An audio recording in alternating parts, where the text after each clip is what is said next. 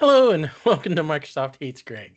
My name is Greg Deckler, and today we're going to be talking about Microsoft Fabric versus Synapse Parity.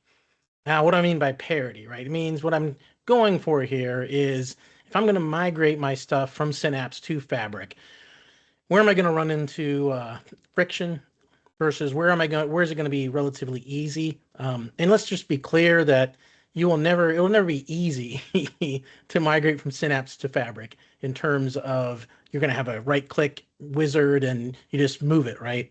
Because things work differently in Fabric than they do in Synapse. But the idea is if you were to migrate your workload over from Synapse to Fabric, which workloads would have basically equivalent parity, same feature functionality that you have in Synapse today versus in Microsoft Fabric. So that is the approach that I took with this because I keep hearing from my Synapse customers, right? And it's not like I'm talking 2,000 or even 200 Synapse customers, right? My small amount of Synapse customers that I know run Synapse and I talk to, right?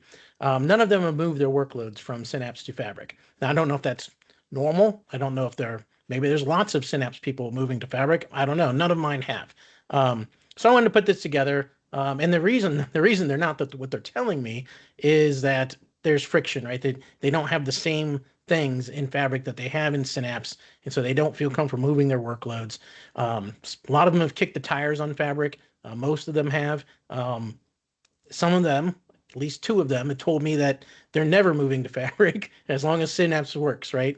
Because they have it, it's working. There's no reason to move it. It works just fine. They're happy with the costs, all that sort of fun stuff. So wanted to put this together. I figured maybe some other people would be interested in kind of analysis like this, as far as, could you move your workload today? Is it practical, right? When will it be practically possible? Will you have practical parity, basically? And then when will you have full parity, which for a lot of this stuff, you're never going to have full parity. There's just things in Synapse that you'll never have in Fabric, more than likely. All right, so let's go through this. Hopefully, we can make this relatively short getting through this.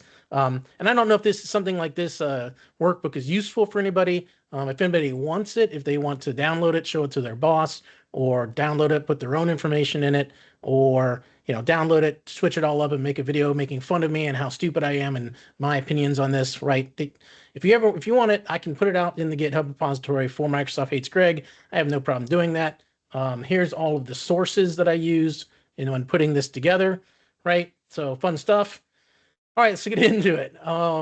So Spark and notebooks, right? I think Fabric is pretty strong in this regard. My note here, I got all kinds of notes in here. So it covers most of the normal Synapse Spark use cases and adds capabilities such as high concurrency sessions, starter pools, vOrder, native execution acceleration, and tight OneLake integration. Where it's lacking a little bit is still differences involving GPU acceleration, fixed scaling, external Hive metastores, runtime compatibility, authentication patterns, and some notebook job definition behavior, right? Synapse, you're still going to want to use it if you need GPU Spark pools or certain kind of very large fixed cluster configurations. And Fabric doesn't preserve all of the things that MS Spark Utils does, like around link services and metastores and that sort of fun stuff, right? So that's that. And then if you look at the roadmap, they should have basically practical parity at the end of this year, probably Q4 or Q1 2027.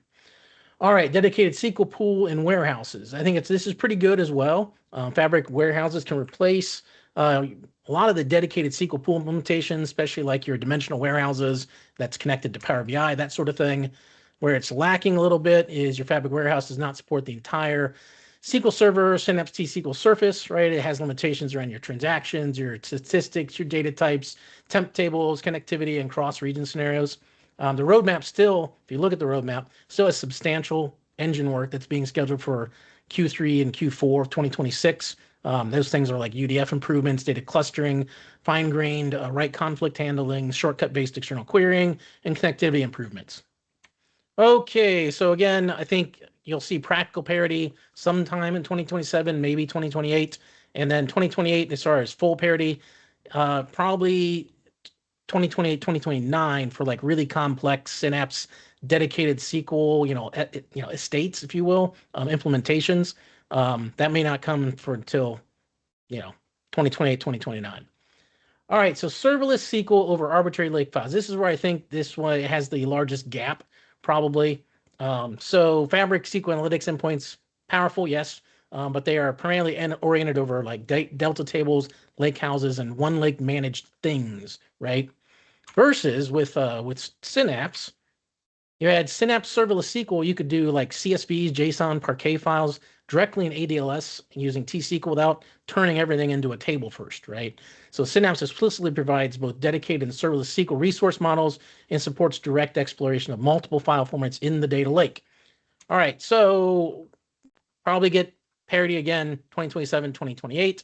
Where I don't know if they'll ever get there with Fabric is the really highly flexible. You just point T-SQL to like these arbitrary files in ADLS. That you could do that in Synapse, but that's not something you can do in Fabric. You basically have to turn everything into a table. So pipelines and orchestration, broad coverage. There are some important gaps, right? So now Data Factory handles most of your ordinary ingestion and orchestration patterns, if I could talk. Let's see. So here's basically the limitations.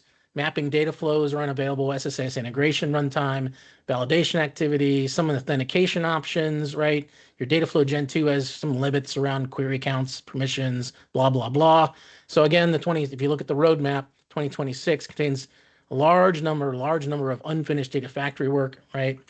So probably sometime in 2027, you'll get practical parity. 2028 for things like mapping data flow equivalents, or possibly never. They'll never add that. I don't know what they're thinking on that is. All right, so Data Explorer and Real-Time Analytics. This is probably the strongest component in terms of parity. So Fabric Real-Time Intelligence and Event House provide a strong successor, right, to Synapse Data Explorer. Some respects, Fabric offers a more integrated experience with like Real-Time Hub, Event Stream, Activator, OneLake, and Power BI. Oh, let's see. I would say that depending on what you need it for, your practical parity is already here, or it's going to be in 2027 at the latest. The roadmap still shows continuing work around private networking, schema registries, connector coverage, monitoring large messages, change data capture, CDC, right, and identity support. So, but if you're not worried about any of those things, because not everything uses all of those, you might be able to migrate stuff pretty easily right now. So I put in NA right here in terms of parity because it's almost there. Data science and ML, broad coverage is still maturing. So for common things like notebooks and Spark ML and your XGBoost like GBM training, right? ML experiment tracking, model registration, auto ML and batch inference, right? Fabric can generally replace those things in Synapse now. Where are the gaps? Biggest remaining gaps around GPU accelerated Spark, some advanced Spark infrastructure, mature ML ops edge cases and scenarios that depend heavily on Synapse integrated with Azure Machine Learning. Those are your gaps. When are you going to get there? Probably 2028. And it's unlikely that some of these things are ever going to be recreated fully, like your GPU Spark pools and old Spark runtimes, external hide metastores, right? There's the list. I'm not going to drain the list, but there it is. So may never get there in terms of full parity. So if you use those things, and you may never get there with Fabric, you're gonna have to change to something different.